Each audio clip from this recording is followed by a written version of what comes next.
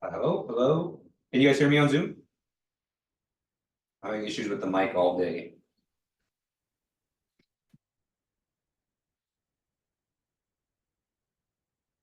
Okay, good.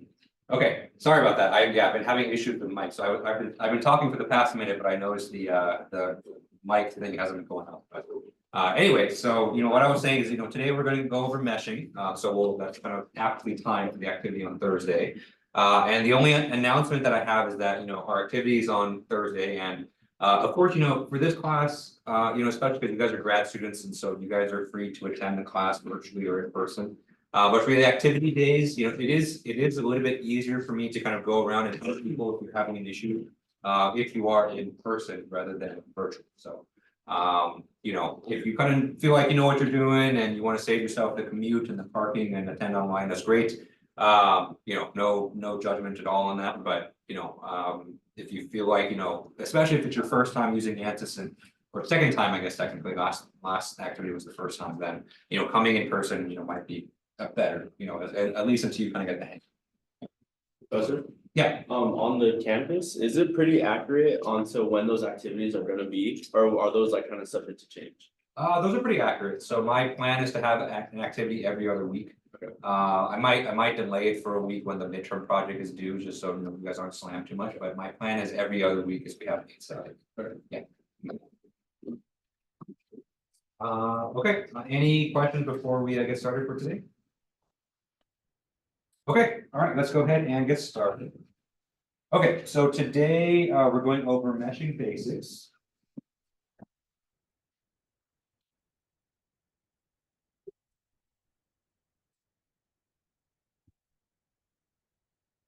Again, this is not the last time we're going to see meshing, and in fact, today we're just doing a very quick overview of kind of the main settings, the main things that to look out for. But we'll be revisiting meshing a lot this semester. Okay.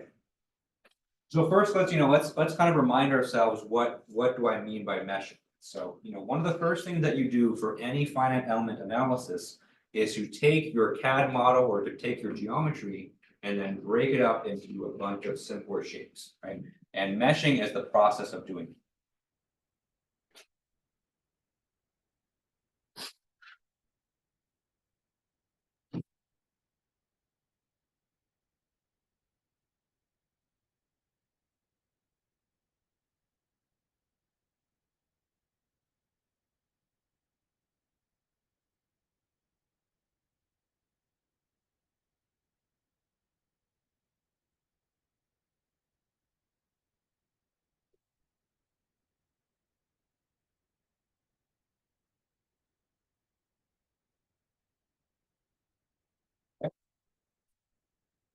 Meshing gets its name because when you kind of visually look at a mesh afterward, it literally looks like someone put like a mesh or a net on top of your model, and it's kind of fitted to the model itself. Okay. Okay. I'm gonna scan all right now. Okay. And so this process is necessary because remember ultimately the goal for finite element analysis is to solve the governing differential equations on your geometry. And kind of the reality is when you have an arbitrary complex geometry, that's really hard to do. But if you break it up into a bunch of known geometries, and so a bunch of known either boxes or triangles, then it becomes possible to do that through the finite element envelope.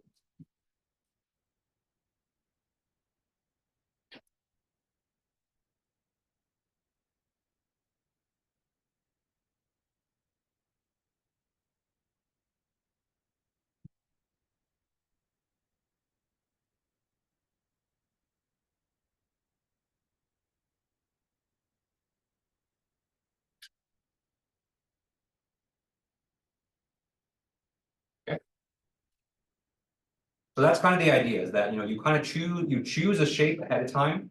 And the list of shapes that you can choose from are fairly simple. And then you run it through a meshing algorithm that breaks up your geometry into a collection of those shapes.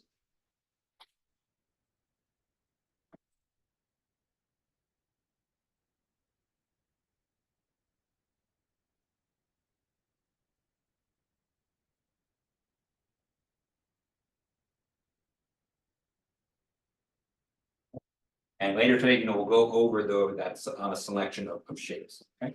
So visually, let me take activity one just kind of as an example, right?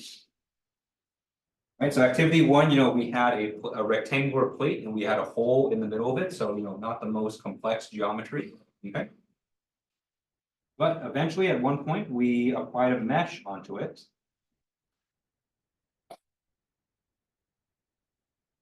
And our mesh might look something like this. And so usually, for most cases, you're going to have a situation where your mesh is going to be fairly uniform if the geometry is fairly simple. Okay.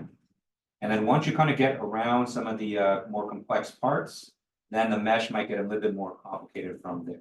So, around the hole, maybe we had some triangles that kind of look like this. This is just an illustration, so you don't have to draw it, right? Right, and so it kind of looks something like so. I think everyone saw the mesh from activity once. You kind of know what I'm talking about. Right? Okay, but of course, that activity kind of raised a lot of questions from people of how do I know that my mesh is good, right? Because we did a little bit of kind of tinkering around in activity one, where I told you to change the size of the mesh, I told you to change the shape of the mesh, and all those changed how the mesh looked visually. But how does that actually affect the accuracy or the reliability of your solution?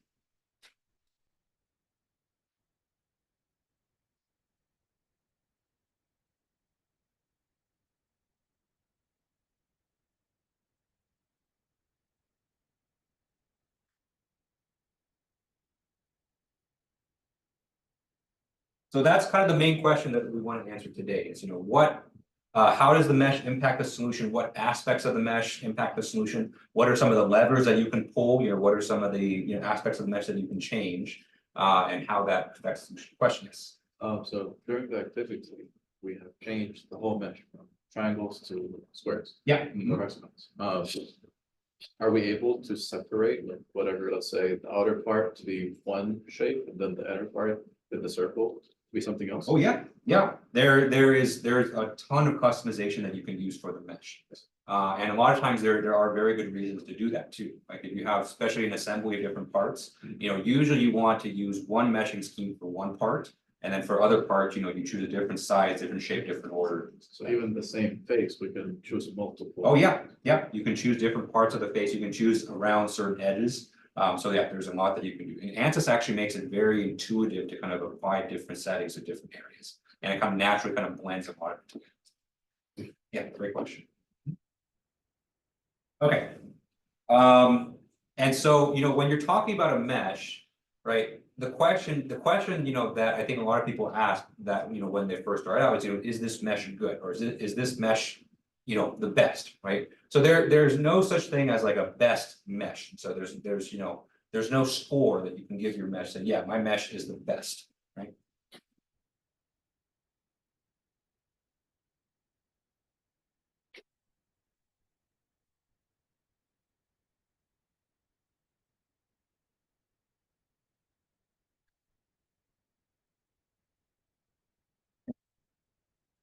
So when you're doing your mesh, there's no like correct answer. I guess that's kind of what I'm saying. So, because a lot of times, especially when I think when people start working on the projects, people always ask me, look at your mesh, Is this mesh good? Is this mesh correct? And so, there's no best mesh.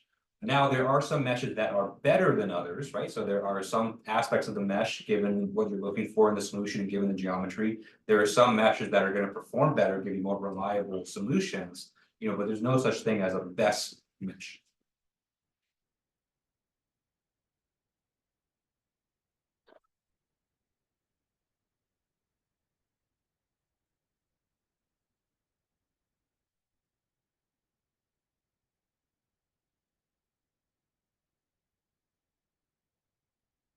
So it's not like a right or wrong thing, right? At the end of the day, it's going to come down to, how accurate your solution is, or how reliable your results are going to be relative to reality, right? That's the ultimate yardstick. And so there are certain techniques, certain ways that you can form your mesh to get closer to that. But there's no correct best mesh for any given situation. Okay. Any questions on this so far? Okay, all right, so first thing we're gonna go over is just what makes a good mesh in general.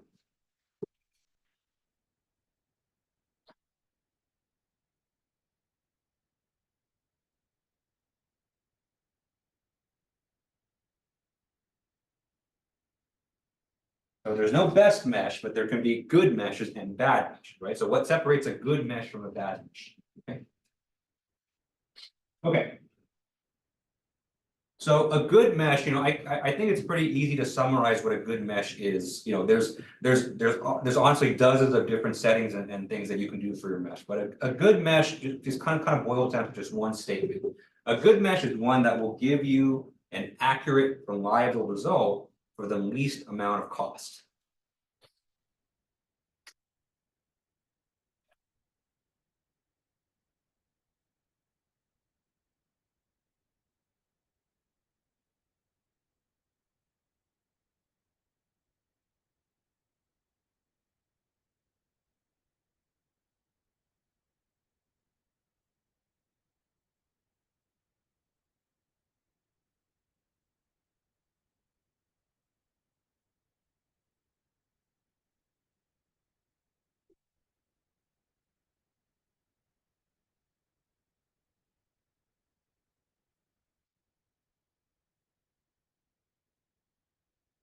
Okay.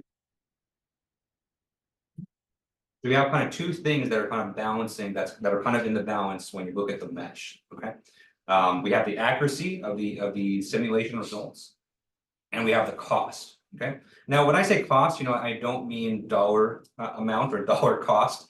You guys are running the software, for free, and ANSYS does not run a per simulation, business model. You buy the software once per year and use it, right? So when I talk about cost here, it's more about time. And for some cases, for some more heavy jobs, it's more about power costs as well. So how much energy, how much electricity is going to pull, which at the end of the day is going to equal a monetary value. But most of the time when you talk about cost, you're talking about time. Okay. Okay. So let's talk about kind of each of these kind of aspects, by themselves, and we'll talk about how they relate to each other, how they affect each other through the mesh. Okay. All right. So let's talk about accuracy.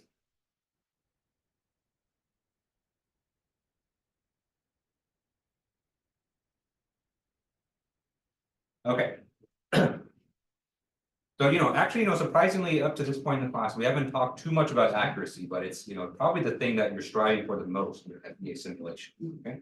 So when we talk about accuracy, what we're talking about is how accurately your finite element simulation will recreate the real life situation it's attempting to model.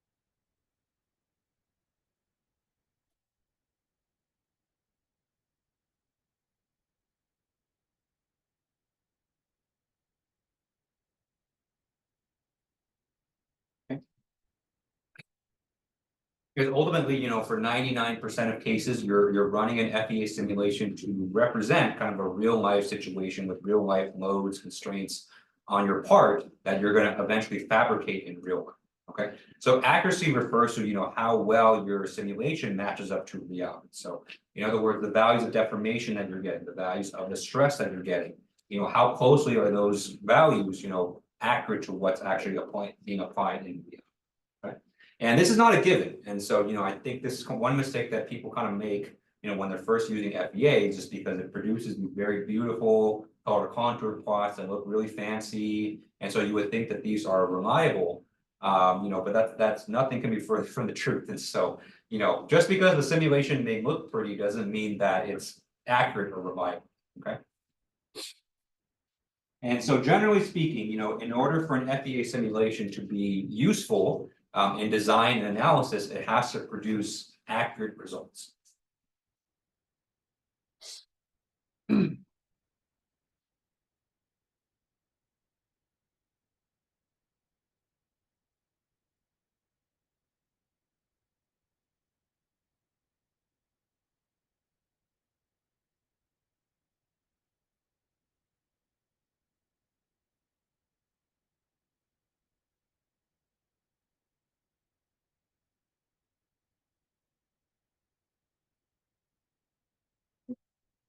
Because if you're running a finite element simulation of a bridge and your simulation says the bridge is not going to fail, but then you build the bridge and then it breaks, then you're kind of in deep shit right there. So you want to make sure your results are accurate.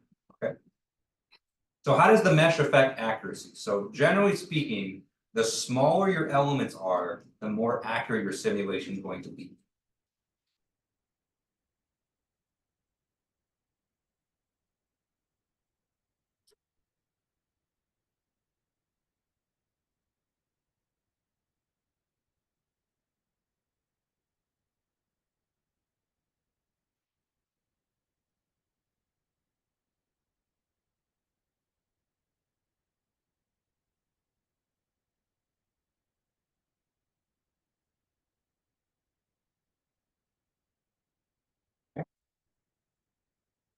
So that's generally kind of the first thing that you should look at when you look at your mesh and say, are my elements, do they look kind of small enough to give me a good, solution resolution? Okay. Now, of course, when you're first starting out, it's hard to have the intuition to just look at a mesh and say that, yeah, that looks small enough or that looks too big. And so that's something you're going to kind of get, through intuition and practice and going through this course. But that's something you kind of look for the most. Okay. Now, of course, size is not the only factor. There's things like element shape, element order, where you put the small elements too. That's a big thing. But that's generally kind of a good mindset to have. Is that the smaller my elements, the more accurate my simulation is going to be. Okay. And so I think the analogy that I kind of drew for this in the first day of class is, think about how you understand image resolution.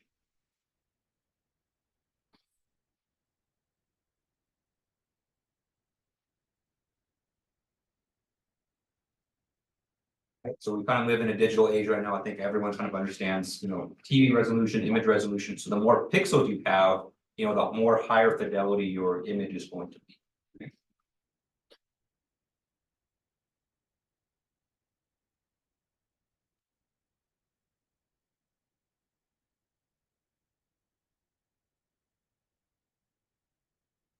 FEA doesn't work quite like that, and so when you're talking about a mesh in FEA, you're talking about actually solving equations, and so that's not quite the same thing as like image resolution, but I think the intuition is the same. Okay. Okay. So that's accuracy, right? So on the one hand, just from an accuracy and reliability point of view, you want to have smaller elements so that your result is accurate and reliable, right? Let's talk about the other aspect of the mesh, which is cost.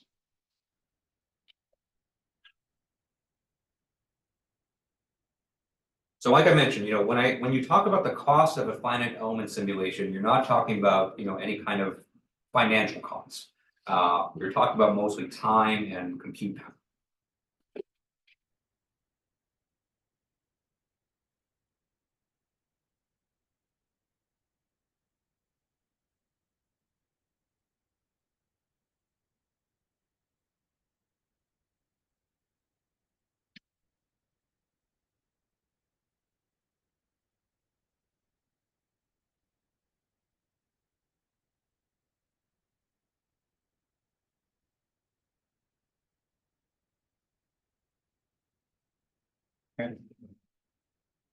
And I will say that, in this class, it's a little bit hard to get a good sense of, what an expensive simulation actually is.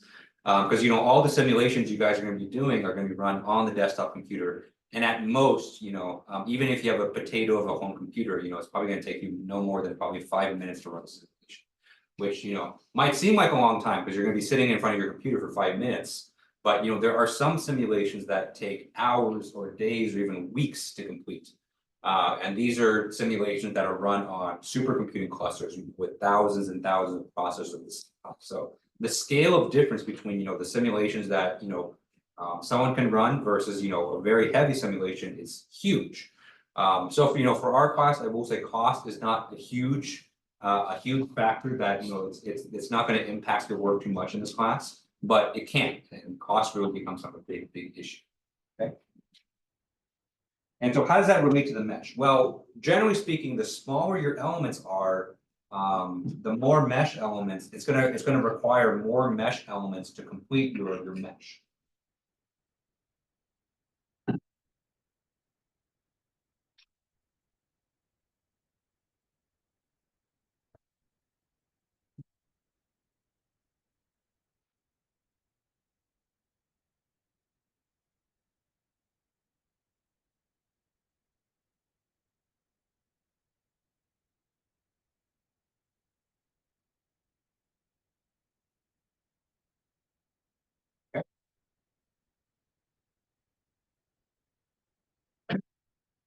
And so that's something that we saw in activity 1, right? And so as you made the mesh elements smaller, it required more elements to kind of fill out the volume of your mesh. Okay. And the more elements that are in your mesh, the more cost, the more time, the more resources it's going to take to run your simulation.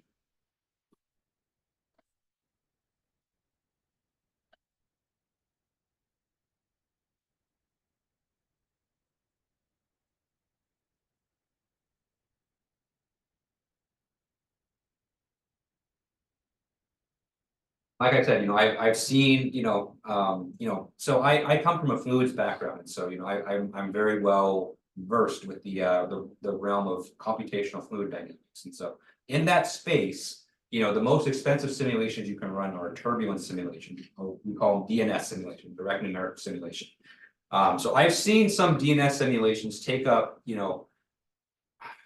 I don't know, but probably close to maybe like 100,000 processors for 3 weeks on a system. Just to run one simulation, and everyone was upset because no one else could run their jobs because we were all waiting for that one massive job to finish. And so, it varies quite a lot. And so, if you can save costs on something like that, of course, it's going to make you happy because that means you get your results sooner. But it's also going to make everyone else happy because that means everyone else can do their work too. They're not just waiting for you to run your one massive, whirlpool simulation. Okay. And so, one small caveat for this is that, like I said, for this class, you're not going to get too much of an appreciation for this because the version of ANSYS that you guys are using actually places a hard limit on the amount of elements that you can use.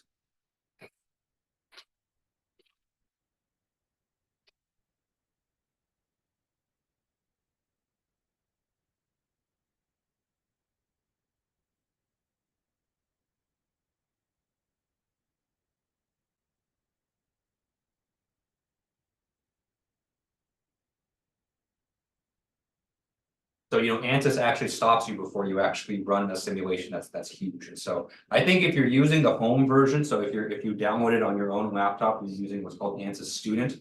I believe the maximum elements for that one is 64,000. And I believe in the lab computers, we have the educational license, which is they up the count. So I think the limit here is about maybe 90,000 elements. And so which is not that much at all in the grand scheme of things. And so, and so you're not going to run into a situation here where you're running a simulation for hours because ANSYS kind of stops. It says that you need to pay for the full ANSYS. Okay. So those are the two aspects that make a good mesh. And so on the one hand, if we look back up at accuracy, we want smaller elements because smaller elements are going to give us a more accurate solution. Okay.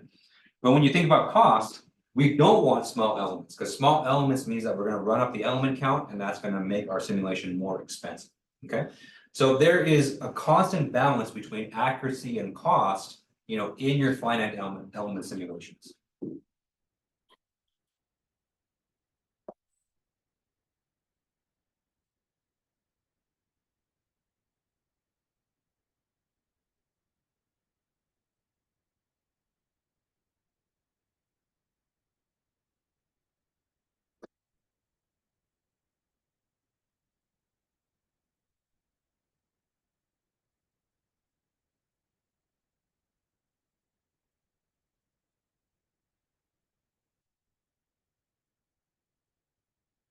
All right, any questions on this?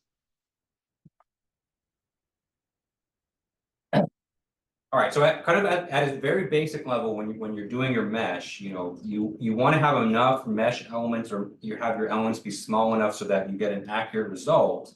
But you want to do so and balance the cost. Okay. So it's a constant kind of battle here. And of course, there are a lot more things that you can do. Size is not the only factor that can determine a good mesh for your FEA simulation. There's shape, which we're going to talk about soon, and there's order. There's element skewness, right? And there's a bunch of other we call mixed meshing settings where you can apply different settings in different areas. So it's quite complicated, but at its core, this is kind of the main thing that you're kind of fighting here is, how much accuracy can I get for this fixed budget of cost that I have. Okay, so let's go ahead and move on. So let's go ahead and talk about kind of probably the next most important thing for your mesh, which is the element shape.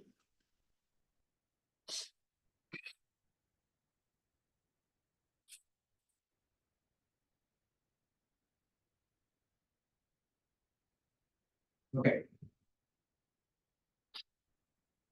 So, like we mentioned earlier, that when you produce a mesh for an FEA simulation, you're breaking up your geometry into a bunch of simpler shapes, right? And so there's only kind of a fixed catalog of shapes that you can choose for any FEA simulation.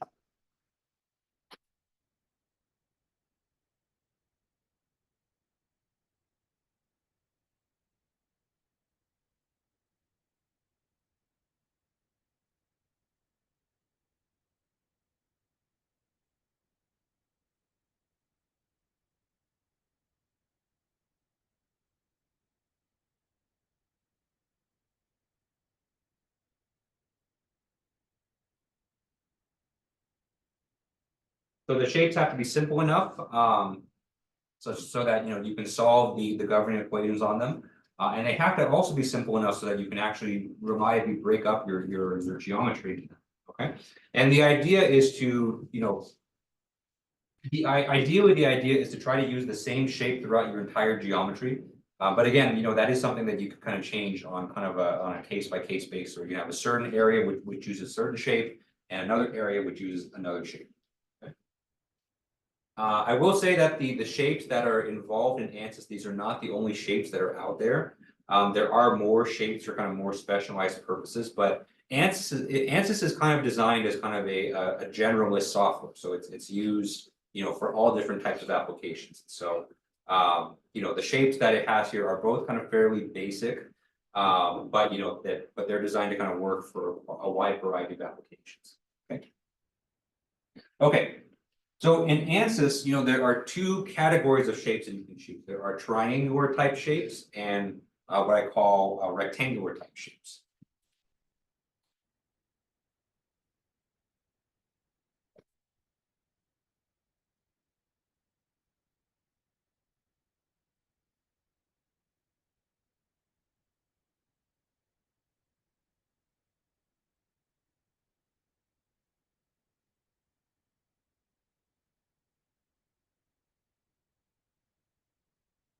Okay, and I'm going to show you the 2D versions and 3D versions of each of these.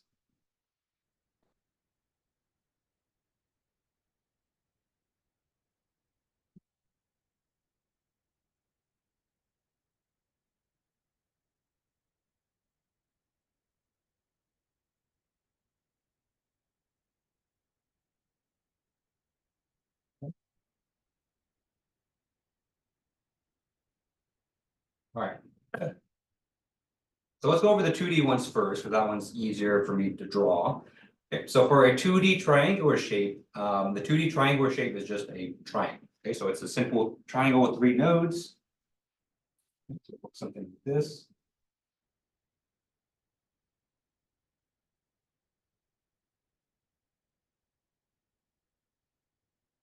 So that's something you probably use in activity 1. So in activity 1, you had to one of the sub activities was to break up your or use triangles to mesh your geometry. Okay. And the rectangular element shape we call a quadrilateral.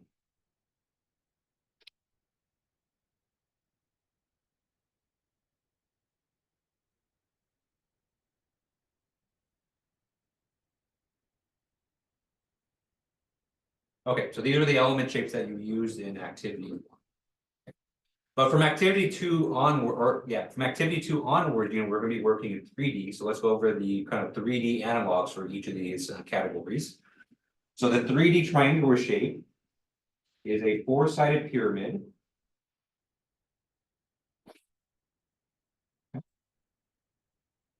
So if you play Dungeons and Dragons, this is a D4 basically. Okay, probably the most awkward dice to roll. Okay, so this is what's called a tetrahedron. Okay, tetra means 4, and hedron means shape. Okay, so it's a 4-sided shape. And the rectangular version actually goes by a lot of different names.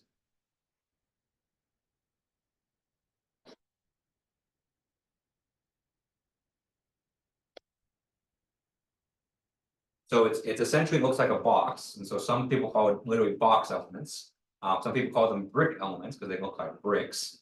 But the official name for these are called hexahedral elements, or hexahedrons.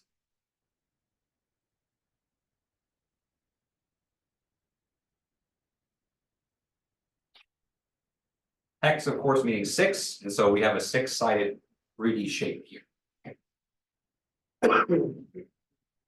So if you play Monopoly, this is a dice. Okay, so you're free to choose which shape that you want to use for your mesh in any given simulation, any given geometry. Okay, of course, both of these shapes are going to perform differently. So let's go over kind of the quick differences or kind of qualitative differences between them. We're going to go in more detail into the differences between the shapes later on in the semester. Let's talk about this very quickly for now. So a lot of the properties and a lot of things I'm going to say today, I'm going to preface it by saying generally, because these are kind of trends and kind of properties that are generally true. But of course, there are exceptions to this, which we'll talk about kind of later on in the semester. It's good to understand kind of the general behavior first. Okay.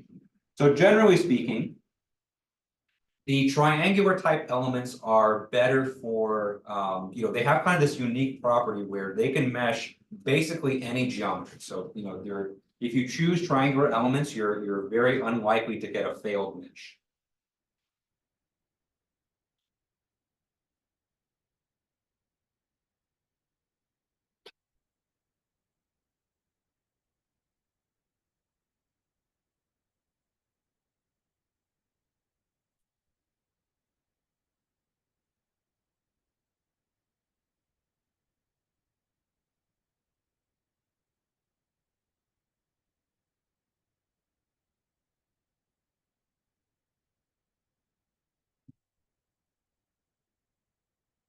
And so if you have a finite element application where your geometry is complex, it has a lot of features, it has a lot of curves and things like that, then triangular elements, tetrahedrons, triangles, are usually a good place to start, just so that you can get a mesh. Okay. Okay. And this is because they have something called the simplex property, which basically lets them fill any volume or any area without fit. Okay. So they have less facets, they have less edges, and so it's easier to fill a space with these kind of shapes.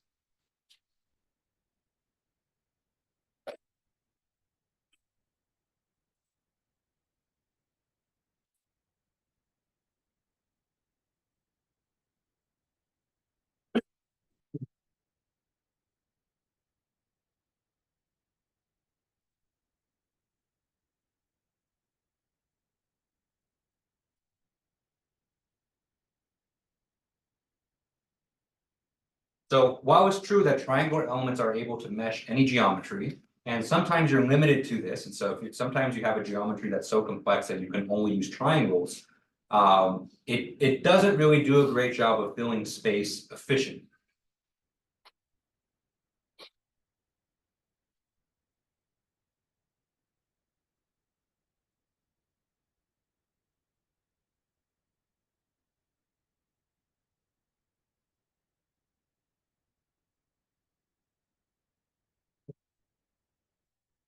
So what do I mean by that? And so, for any given geometry, if you measure it with triangular elements, so let's say you use tetrahedrons in a 3D space, you're going to see that your element count is actually going to go up quite a bit, right?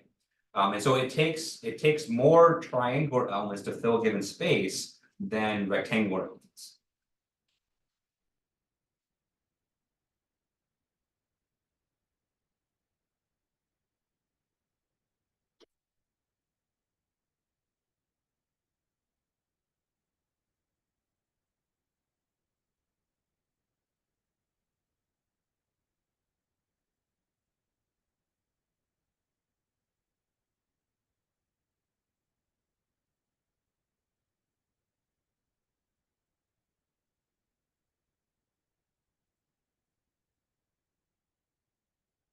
And of course, we know from earlier that more elements means that it's going to drive your cost up, comparatively.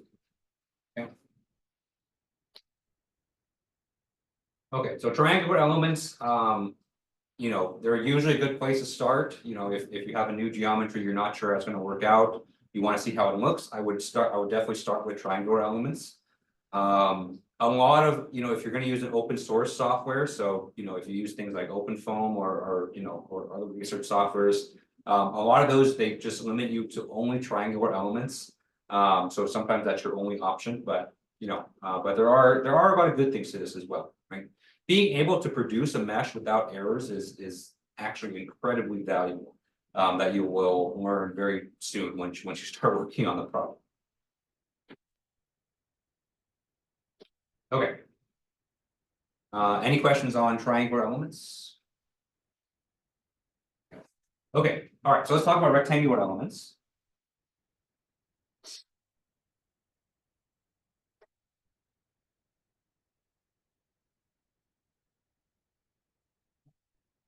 So by comparison, rectangular elements, we kind of already talked about, they fill space a bit more efficiently. And so it takes less rectangular elements to fill a space compared to triangular elements in the same size. Okay. They also have better solution properties. And so, the accuracy that you get from one rectangular element is better than one triangular.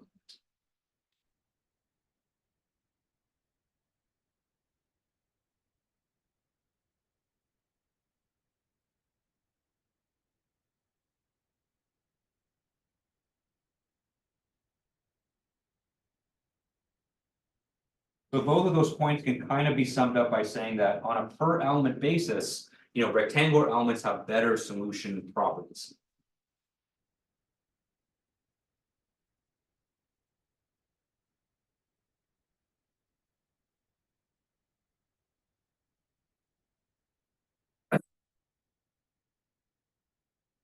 So what that means basically is that if you are able to produce a mesh with rectangular elements, with hexahedrons or quadrilaterals, that actually is generally preferable.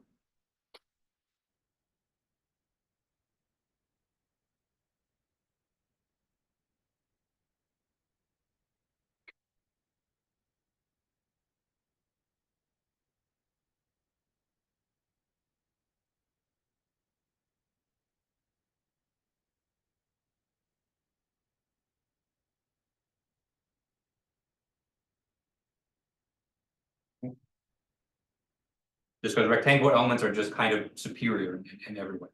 Okay? At least on a per element basis.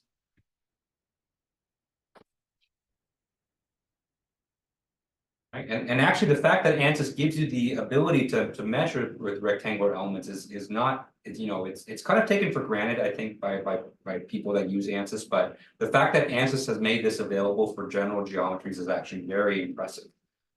If you think about, a lot of other softwares don't even give you this option. So So this is actually a great feature of ANSYS that I think, it's kind of underrated. Now, what are the downsides to rectangular elements? The downside to rectangular elements is that it's a lot more difficult to actually produce that mesh.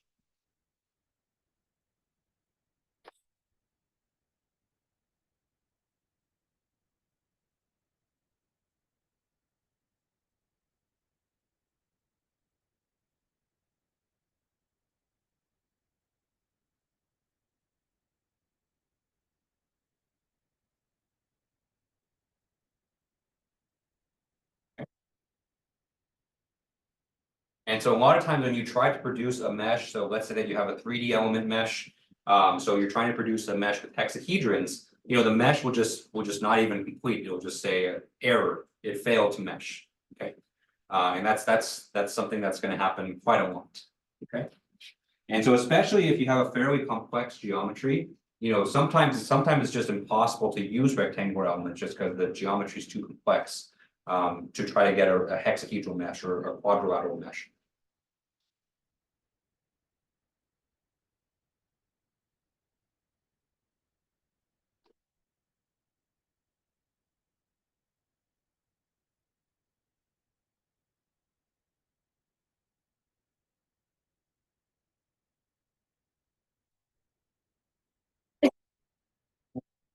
And so you're gonna get a lot more errors trying to run the hexahedral mesh. Okay.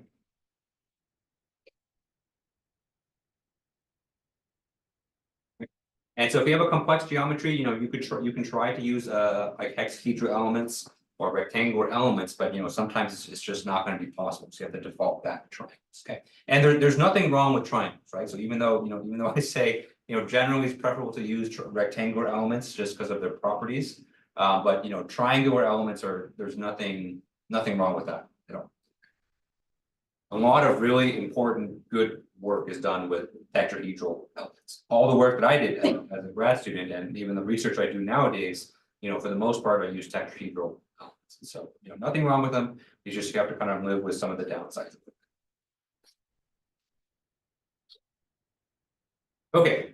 Any questions on element shape? So triangles versus rectangles? Okay, so I don't think in activity 2 I have you guys explicitly experiment between the two. There's a weird error on these computers and it's been pretty consistent every year. There's like maybe 3 or 4 computers here that just can't do any hexahedral mesh at all. Even on activity 2 where geometry for activity 2 is not that complex, but there's usually 3 or 4 computers in here where you're just going to get an error. And it's pretty consistent every year. It's consistent that it happens, but it's not consistent in which computer that it happens to. So 3 or 4 of you, probably you won't be able to do this on Thursday, but don't panic, it's okay. Nothing wrong with tetrahedrons. Just sometimes it just kind of happens. Okay. So that's everything for the shape. So well, everything except for one. So one thing I also want to talk about is this idea of element skewness.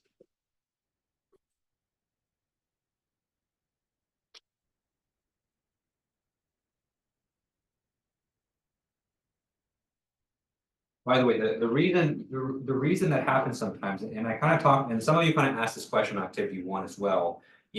When you're producing a mesh for a geometry, there's a little bit of randomness that's involved into it because the exact locations of all the nodes and the exact positions of all the elements, there's a little bit of randomness that kind of depends computer to computer. So even if you use the exact same settings as someone else, your mesh is likely going to be a little bit different than the person sitting next to you. And that's fine, right? And so there's kind of nothing wrong. Okay, so let's talk about skewness. And so skewness is not, it's not really a setting that you can set for the element itself. It's skewness is more of a metric to see, how high quality your elements are.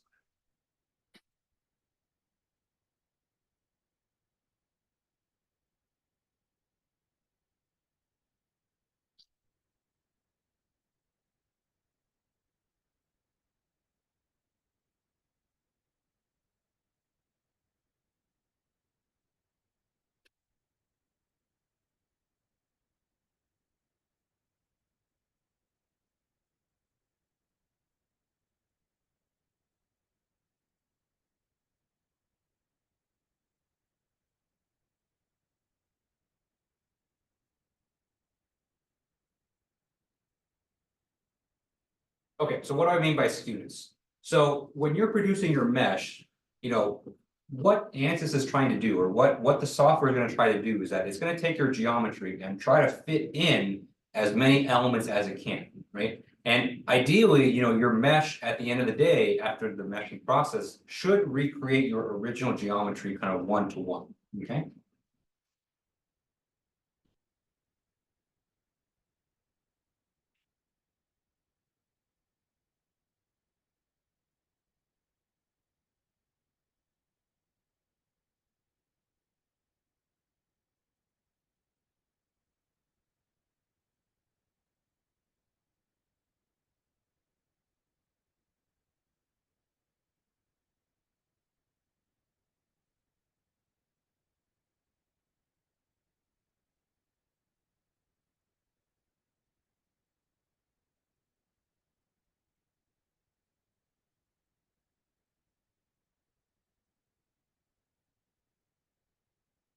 So if you were to take your original CAD geometry and then the mesh of your EA, and you were to overlay the two, there should be kind of a one-to-one thing. There should kind of not really be any kind of differences or discrepancies between them.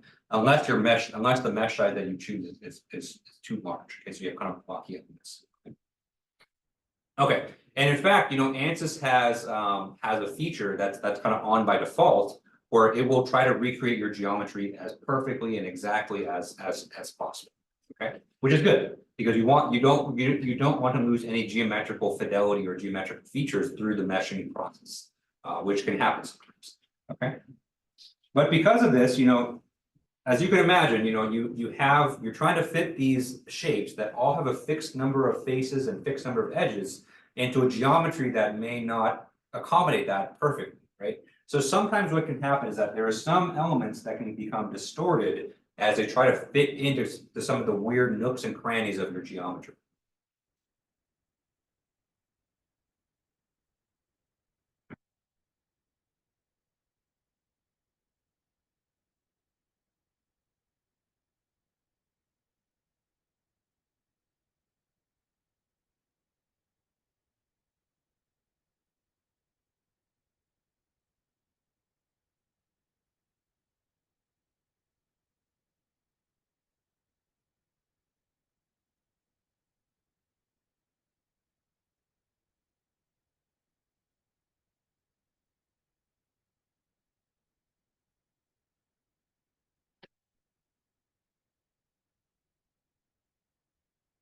It's kind of just a natural consequence of kind of, trying to fit kind of a round peg into a square hole. Okay. And so sometimes, for the most part, you're not going to see these elements. For the most part, when you look at your mesh, you're going to see all these elements that are kind of perfectly balanced. They kind of look like equilateral triangles or equilateral, quadrilaterals. Okay. So ideally, an element should be balanced in that, all the edges should be about the same size. All the internal angles of the element should be about the same. So the good.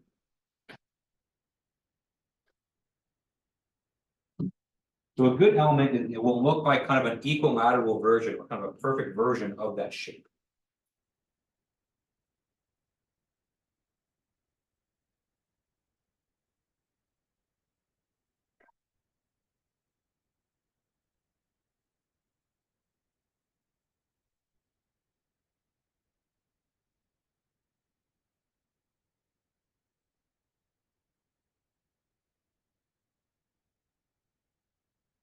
So for example, a perfect triangle might look something like this. So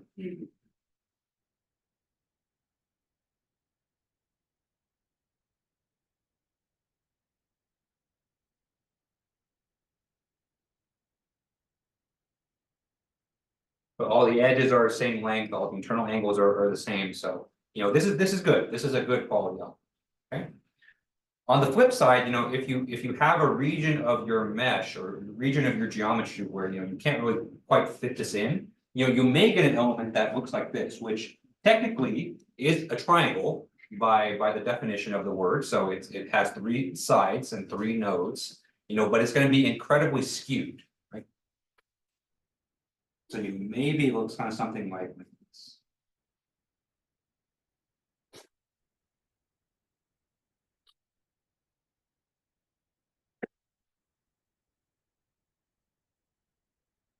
So this is an example of what a skewed triangle would look like. Okay, maybe one edge is much smaller than the others, or maybe one edge is much longer than all the others. Okay.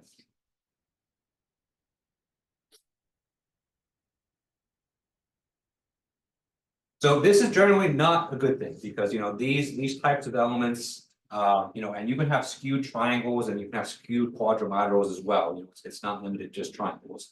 Although I will say this is more common in triangular elements, right?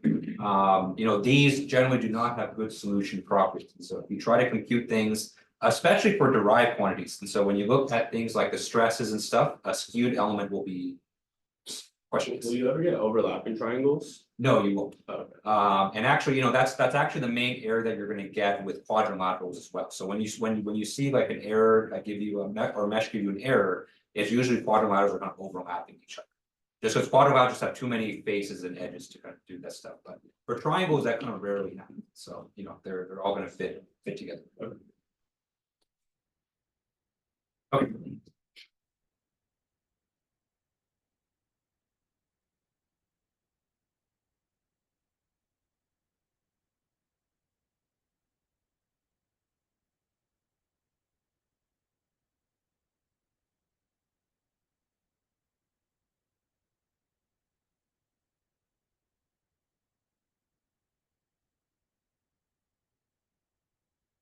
So this is something you generally want to avoid. And so, some ways that you can check for skewness is that you can kind of just visually inspect the mesh and see if there's any kind of skewed elements there. Sometimes it's very obvious, when there are skewed elements. Sometimes it's not, okay? There is a way for you to use ANSYS to check for skewness. And that's something that we'll cover probably not in the next activity. We might do it in the next activity, but for sure in activity 3, we're gonna do it.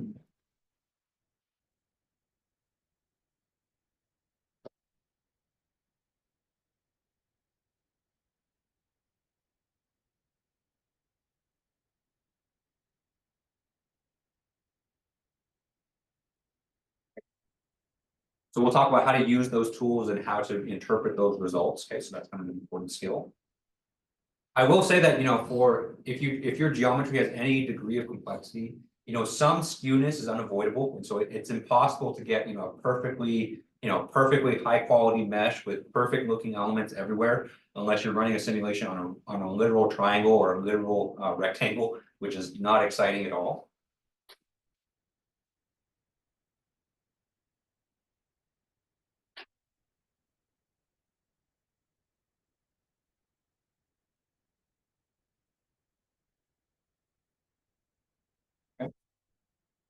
So some skewness, it's really hard to avoid. So when we go over how to use the diagnostics in ANSYS, don't panic if you see that you have some elements with the skewness of 0.999, right? So don't panic. That happens sometimes, but it's usually only 1 or 2 elements that are like that. So some skewness is unavoidable. You just can't get around it, but you want to avoid having a high percentage of your elements be skewed.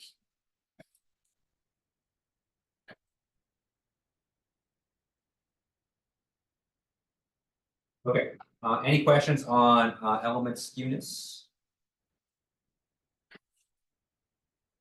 Okay, all right, so last thing that we'll talk about today is this idea of element order.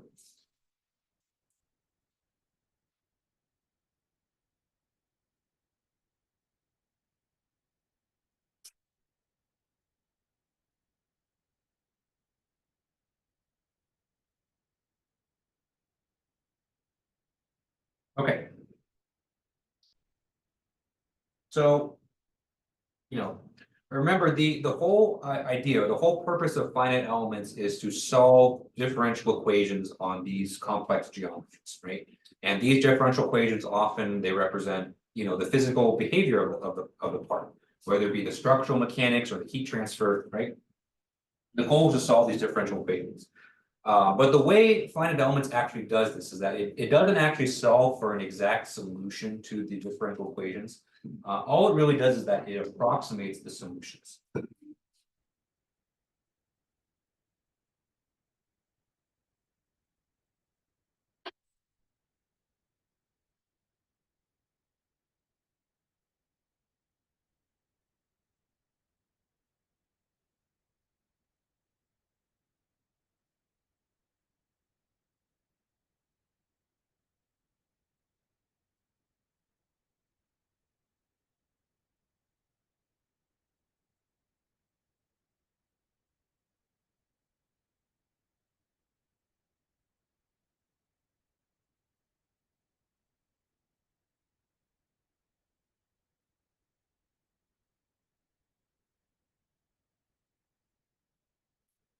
Now, the word approximate here can be kind of a little bit misleading, so it's not like these are, wholly wrong solutions, and so. These approximate solutions oftentimes get very close to the real solution, but they aren't solving it in kind of the traditional way, okay? Now, I bring this up because, the way that FEA, or one of the ways that FEA approximates the solution is that, from the get-go, from the beginning, FEA is going to assume a form of the solution. So it assumes the solution looks like a certain function, and it tries to find the best function that matches that equation.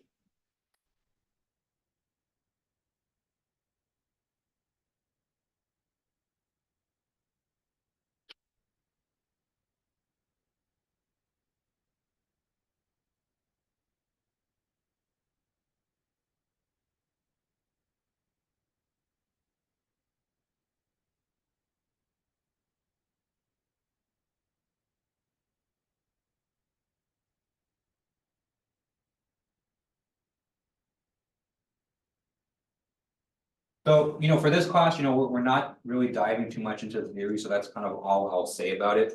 But if you were to take 541, you would go into the actual mathematics of how this actually comes to be. Okay, but all I'll say is that, what form that you assume for the solution actually does play an impact on the results, okay?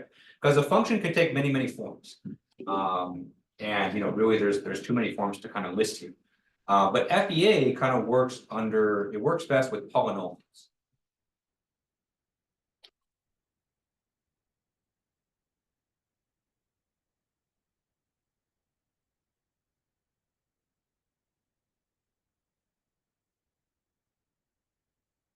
So basically, FEA is going to you're going to take your differential equation, right? FEA is going to assume that your solution looks like this polynomial, and then it's going to solve from there. Okay. So the form of the polynomial that you choose from beforehand makes an impact on the solution itself, because your solution can be nothing more than that polynomial that you choose. Okay. So in the world of polynomials, there's so many that are out there. But for FEA, you kind of have, there's only kind of really two options that we choose from. Okay. And so the first type of element order, the first type of polynomial that we have is called a linear order.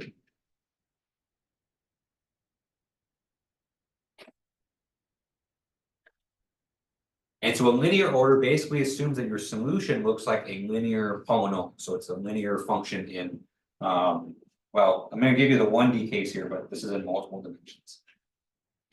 So your u of x is equal to a naught plus a1 x.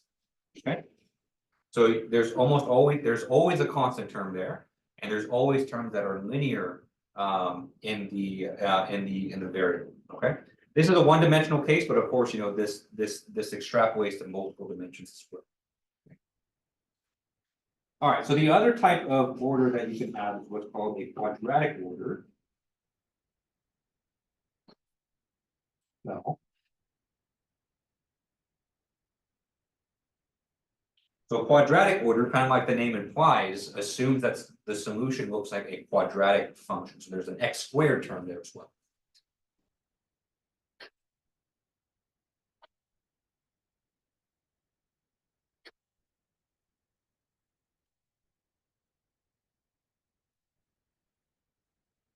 And so again, these are the 1D cases. And these results or these functions, their forms are going to extrapolate to multiple dimensions as well. Okay, we're going to go over that kind of at a later week, but this is just kind of the idea.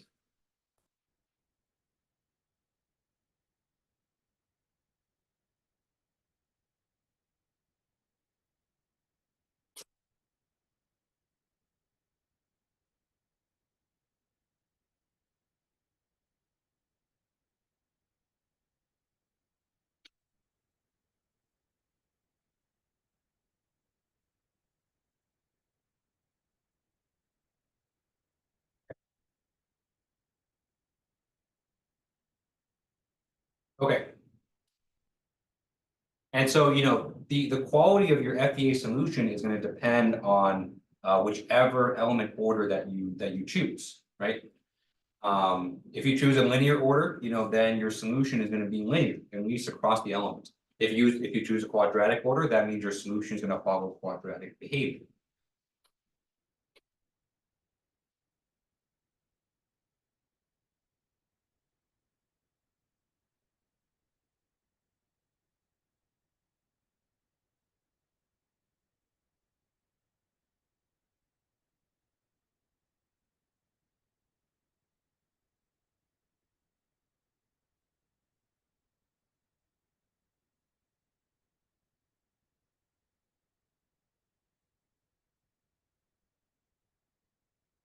So what are the choices here? So what are kind of the general trade? Generally speaking, if you choose a linear order, that's going to lead to less computational costs because there's less terms to determine in your solution. Okay, but your solution is going to be a little bit less accurate. And of course, that's all relative to quadratic. So for quadratic, if you choose a quadratic order, that's going to increase the cost of your simulation, but it also increases the accuracy as well.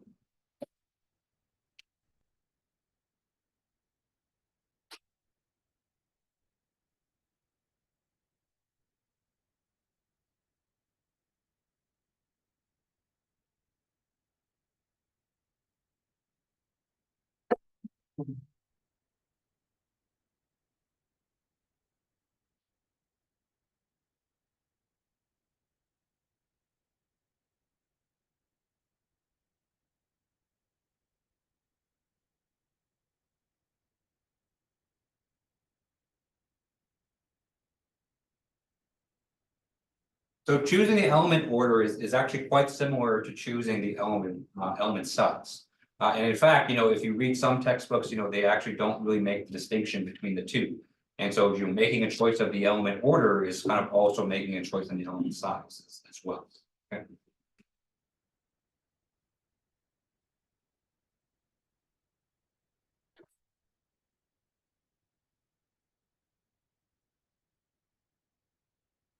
Now, what's interesting about the element order, that's kind of unique to the size that, depending on the equation that you're solving, or depending on the physics that you're solving, the element order actually makes a bigger impact on some systems rather than others, right?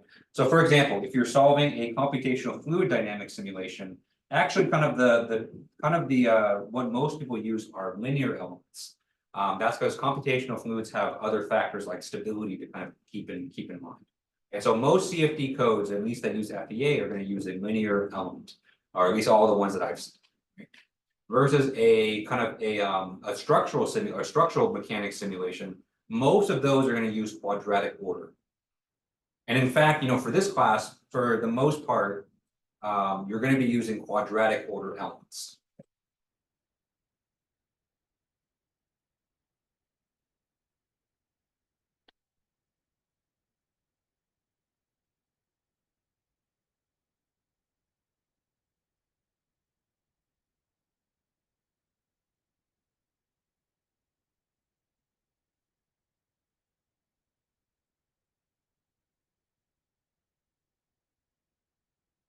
And just by the fact that ANSYS makes it so easy, I'm gonna show you how to choose the element order on Thursday. But ANSYS actually makes it very, very simple to choose the element order. It's literally just kind of clicking something from a drop-down menu, which in reality is actually shouldn't be that easy because when you go from linear order to quadratic order, it actually changes the nature of the method quite a bit. And actually becomes a lot more difficult to implement this as well. So the fact that ANSYS kind of does this so easily and so conveniently is kind of another underrated part of the software space. So because ANSYS makes it so easy and you do get a better quality solution from it, there's, for our class and for our purposes, there's kind of really no good reason to choose linear order unless you're running CFD. But for the most part, you're going to choose quadratic. Okay.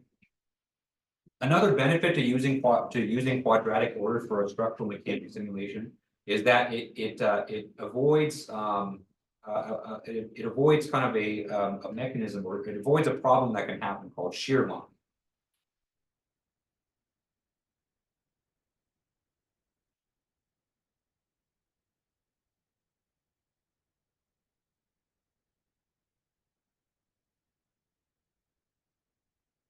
So shear locking nowadays, you're not gonna see too much just because, we've kind of figured out ways, and we've kind of figured out algorithms and stuff to kind of avoid it. But kind of in the early days of structural FEA, what can happen sometimes is that if you use linear elements for a structural mechanics problem and your meshing density is not that strong, so you have not that many elements, which was very common back then because computers were not very strong back then. And so there were very heavy limitations to how many elements that you can run, as well as on the order. What can happen is that your structure or your simulation can kind of lock up artificially, and so it would look like that the model is not deforming at all or has very low deformation, but that wasn't true at all. So if you were to apply those loads in reality, you would actually produce a very high amount of deformation. So it would actually kind of look like the model was kind of locking up on itself. Okay. If you use quadratic elements, it kind of eliminates the fear of shear locking almost entirely. And so that's why, nowadays, people don't really talk about it too much. It's kind of a solved problem. But it used to be kind of a big thing, right? And so to kind of avoid that, the best way to do that is with shear lock, or excuse me, is with using quadratic elements. But even with linear elements, there's a lot of safeguards and there's a lot of ways that ANSYS kind of prevents shear locking. So, but if you want to be safe, you just don't want to think about it, just use quadratic elements. And ANSYS kind of makes it really easy to do so too. All right, any questions on element order? Yeah. Are there any other softwares or any other systems that allow you to use higher order elements, like maybe cubic? Oh, yeah. Oh, yeah. So I think the other really popular one besides ANSYS that people use is called Abacus. I believe Abacus also gives the option to use quadratic elements too. So it's definitely not unique to ANSYS. I would say most of the bigger software allow you to do that. But a lot of the research softwares for kind of more kind of specialized use, those softwares are usually solving more complex equations than kind of a general ANSYS. It's the more complicated your governing equations are, the more difficult it is to implement quadratic. So for more kind of specialized research softwares, you're probably not going to have quadratic. But do you like go higher than quadratic, like maybe cubic or? Oh yeah, it's definitely possible. It's but at that point, it's a question of how much benefit do you get from kind of the trouble from implementing. So, and usually most issues can be solved by quadratic. Yeah. The reason for that is because a lot of quantities you're interested in FEA are first derivative quantities like stress.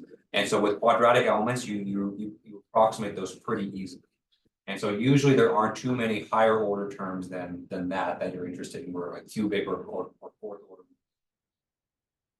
Good question, sir. Any other questions on this? All right, so one last comment that I'll make. I won't write anything down for this, but everything that we talked about today, is not something that you have to apply for your entire mesh.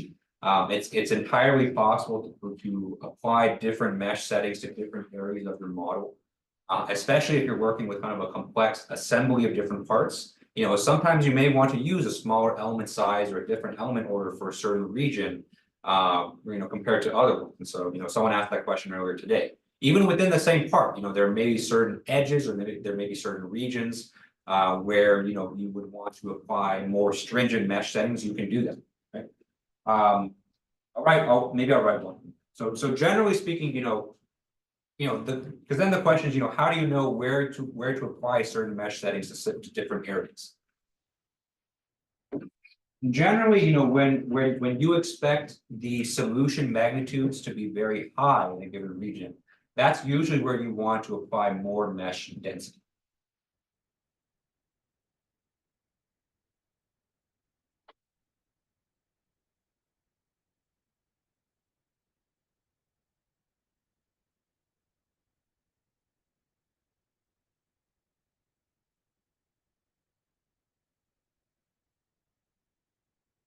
So we'll kind of lump them all together into kind of accurate mesh settings. These are things we like: smaller size, and more elements,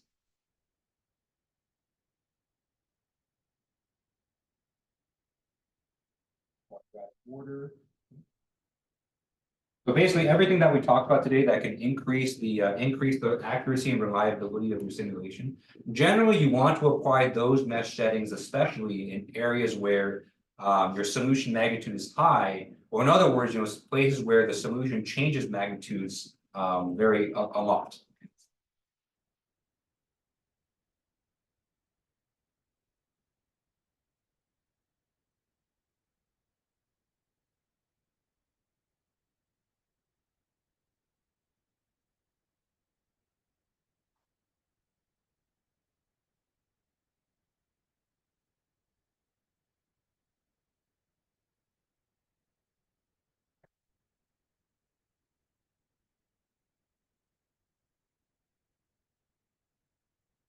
For example, one thing that you're going to look at a lot for structural simulations is that you're going to look at the areas where the stress is going to concentrate.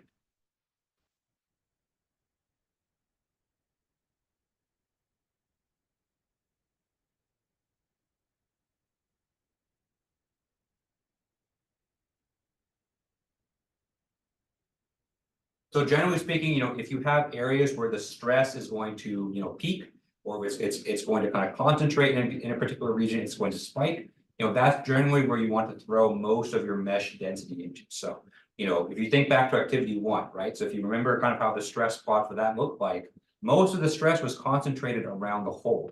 And so for those of you who kind of follow the PDF, there was a particular setting that you can apply called mesh refinement. And so that's why we applied refinement around the hole, so we can compute that stress, as accurately as possible. Okay. Now there are exceptions to this, and so there are some situations where you don't want to apply more mesh density. I know that's kind of been the theme of today, is that generally this is true, but there's also situations where it's not true. So there are situations where stress is going to concentrate, like if you have sharp corners or sharp edges. If you have kind of things coming at a 90-degree angle. Stress is going to concentrate in those regions, and it doesn't matter how many elements you throw there. But that's kind of a question of the model itself. But generally speaking, if you have areas where stress is concentrating, you want to put more elements in that area to make sure that you compute that more. All right, any final questions before we wrap it up for today? Okay, all right, so that's all we have time for today. And so when we come back on Thursday, we'll be doing our delegate mantis activity. Thank you everyone for coming today. I hope you have a good rest of your evening. I will see you on Thursday.